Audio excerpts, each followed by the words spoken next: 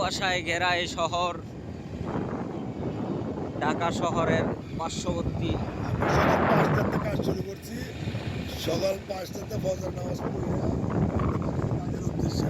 অস্থির কুয়াশা বলছে আজকে, সম্ভব কুয়াশা, সম্ভবের কিছুই নাই, এগুলো সম্ভব সম্ভব কুয়াশা পড়েছে আজকে।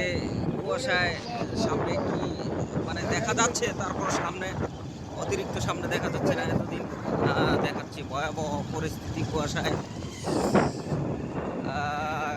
খেজুর রস পাইলে খাওয়া উচিত ছিল, কিন্তু খেজুর রস পাবো না। আসসালামু আলাইকুম।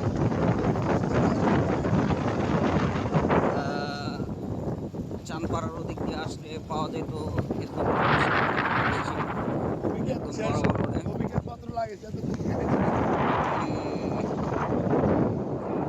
কুয়াশা কুয়াশা